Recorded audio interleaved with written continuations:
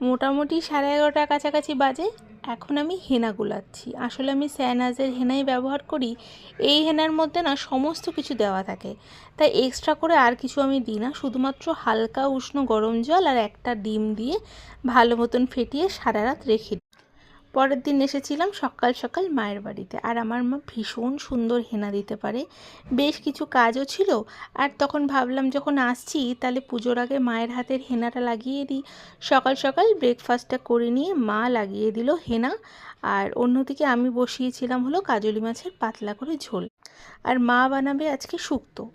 আসলে আগে যে হেনা আমি ব্যবহার করতাম সেটার মধ্যে আমি নিজেই কিনে নিয়ে আসতাম আমলা, শিকাকাই, রিঠা, সেগুলো সারা রাত জলে ভিজিয়ে ডিম, কফি পাউডার, লেবুর রস আর চা পাতার যে লিকার আছে সেটা দিয়ে বানিয়ে রেখে দিতাম। সেগুলোতে না প্রচণ্ড খাটনি হতো। তারপরে দেখলাম এই স্যানাজের যে হেনাটা আছে সেটার মধ্যে সব কিছু দেওয়া থাকে। শুধুমাত্র হালকা গরম জল দিয়ে একটু ফেটিয়ে নিয়ে সারা রাত রেখে দিলেই পরের দিন তুমি ভালো মতন সেই চুলে লাগাতে পারো। শুক্তোটা যেহেতু মা তৈরি করবে, তাই শুক্তোর সমস্ত সবজিপাতি এখানে কেটে রেডি করে আমি রেখে দিলাম, মা বানিয়ে দেবে। আমি যখন হেনা লাগাই না মাথার মধ্যে, তখন কিন্তু একদম কড়কড়া শুকনো হয়ে যায়, তারপরে কিন্তু আমি ধুই না।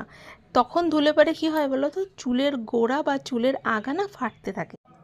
তার জন্য আমি কি করি, মোটামুটি 2-3 ঘন্টা হয়ে যায়, আর যখন হেনাটা হালকা ভেজা ভেজা অবস্থায় থাকে তখনই কিন্তু আমি চুলটা ধুয়ে দিই।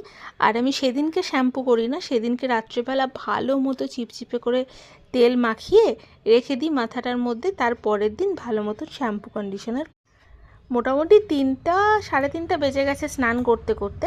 স্নান করে খাওয়া দাওয়াটা সেরে নিলাম, ভাত ঘুম দিয়ে উঠে নিয়ে 1 কাপ চা খেয়েছিলাম। আসলে আজকে আমি আর কর্তামশাই বাজারে যাব, বললাম যে আমার টুকটাক অনেক কাজ আছে, তার জন্য একটা মিক্সির বোল দিয়েছিলাম আমি সারাই করতে, সেই মিক্সির বোলটা নিতে এসেছি। আর ওই যে কর্তামশাই দাঁড়িয়ে আছে, কারণ আমার ঘড়ি আর তার ঘড়ি এখানে দেওয়া আছে ব্যাটারি লাগানোর জন্য।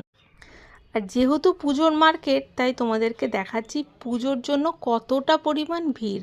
2 মিনিট দাঁড়ানোর জায়গা হচ্ছে না, এত গিজগিজ লোক।